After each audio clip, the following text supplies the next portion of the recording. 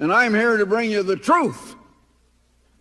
So I ask you to open your ears and to listen, because you don't hear this from any other voice. No one else is telling you the things that God is telling you through me. I wonder how many of you believe what I say tonight. He's speaking through me. He has sent me here to talk to you, to give you His word. I go around the world, and I probably know more heads of government, kings, presidents, emperors, of which there's only one left now. There were two, of whom I've known them both, and prime ministers than almost anybody else. Or shall I say Henry Kissinger. But I go as an ambassador without portfolio, an ambassador for world peace. And I go proclaiming the only sure hope of that world peace. I talk to these kings not to try to get them converted. I talk to them about their own problems, because that's what Jesus Christ would talk to them about if He were here. And I tell you what it is, just my way of stating the law of God. And I think the personage I mean by God is the same personage you mean by Allah. Isn't that correct? Exactly. It was at this meeting that President Sadat unveiled a bold new undertaking for the cause of world peace, a proposed $70 million World Peace Center to be built at the base of Mount Sinai. Impressed by the significance of such a monument, Mr. Armstrong offered both moral and financial support for the venture.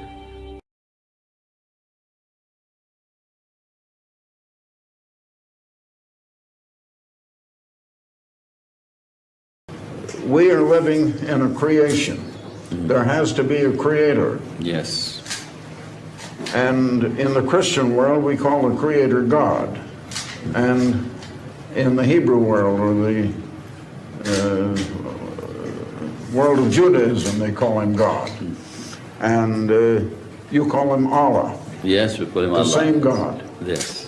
And God is going to bring us peace. But there is a reason why He is using these three nations now.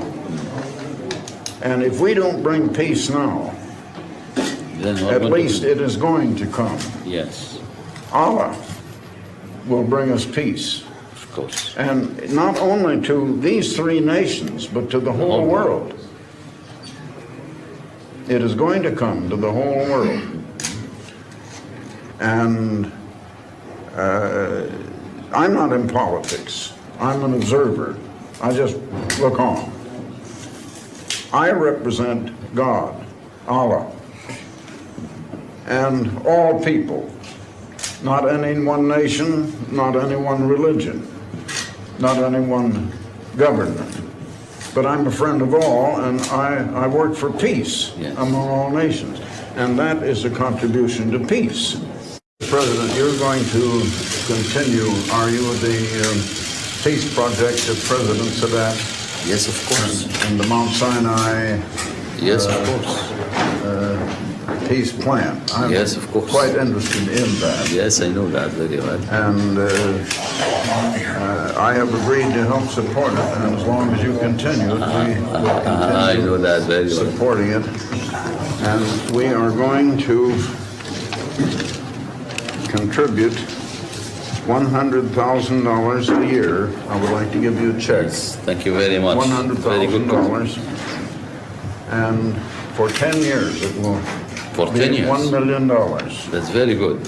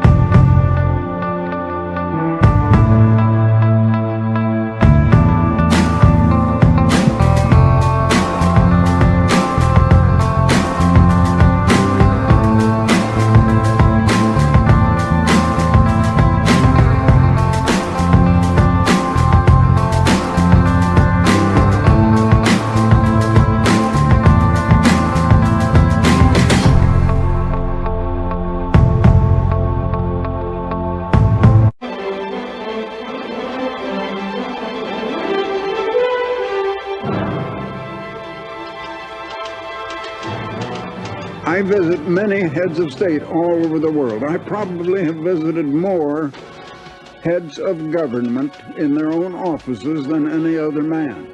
And so often people ask me, well, what do I talk about? Do I preach Christ to them? Do I try to get them to accept Christ? I think it's about time we understand. If I went in with some message like that, will you give your heart to the Lord? I would be thrown out on my ear. In other nations, in foreign nations where they have different religions, they don't want some other religion coming in. And I know more kings, more presidents, more prime ministers than any other man in this world. I have known your president, Marcos, for the last 12 years. I have seen him many times. I know the kings of this world. I just recently had a second meeting again with the King of Spain, King Juan Carlos. I'm going from here to see King Bhumipol of Thailand. I've been decorated by the Emperor of Japan. And God has sent me to the kings and to the tops of nations even. And this gospel of the kingdom is going to all the world.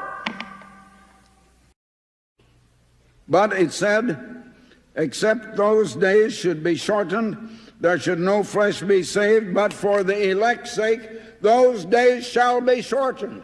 God is going to cut the time short, and he's going to save us. Now that time of trouble is just ahead. That's going to follow the proclaiming of the true gospel that I'm doing tonight in your ears.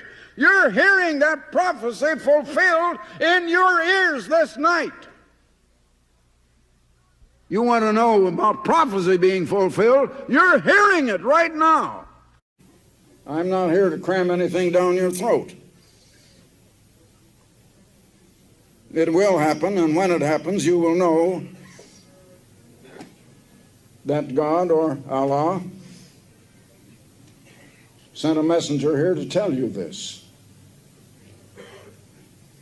because I am his servant. And it is going to happen in our time. The fact there is a creation means there had to be a creator. There had to be a designer, of one who could design and could create what he designed. That is one that in the Western world we call God, that in the Arab world you call Allah. And if I understand correctly, it's the same God, the same Allah. Yes, that's right.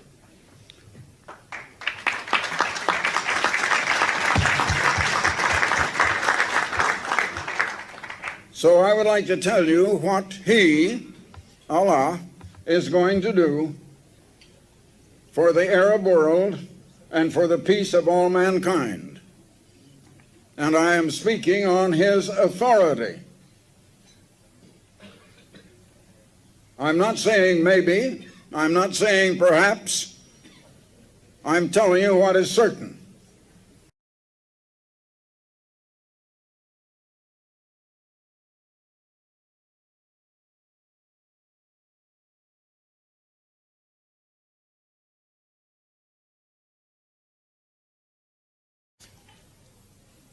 The Jews have been looking for a Messiah. They don't know that that Messiah did come as a human prophet. The Islam religion recognizes Jesus Christ as one of the prophets. He did come, but he came as a human prophet. And he came with a message, which is good news. The good news of this one world government that is going to come. The Jews rejected him. He came to his own Judah, the Jews, and they did reject him at that time. They were looking for him to come as the great God, to deliver the whole world. And he did not come that way. He came as a prophet.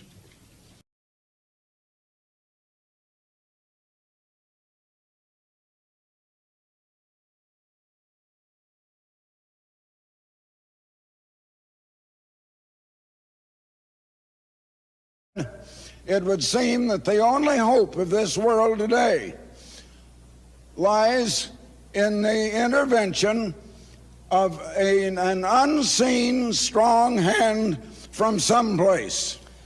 An important business magazine in the United States carried an editorial which said it would seem that the only hope of humanity now lies in the sudden appearance and intervention of a strong hand from someplace. Will humanity survive? The answer is in the message proclaimed by Herbert W Armstrong, Ambassador for World Peace. Every trouble, every bit of woe and unhappiness and suffering in this world has come from living the way of get. Now, we're not going to have a better world until we get off of that way of get and get on to the way of give. We're not going to do that ourselves.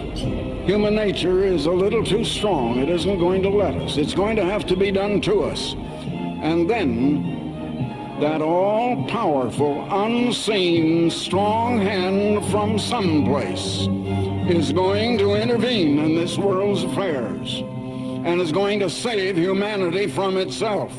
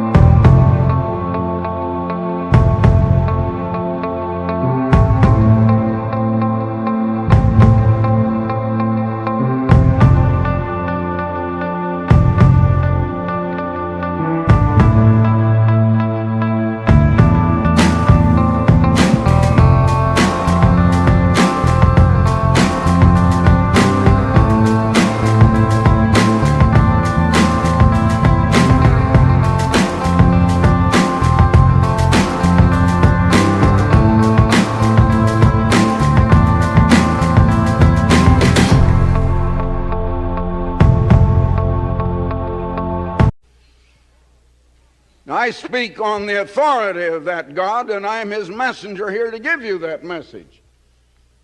You take it or leave it.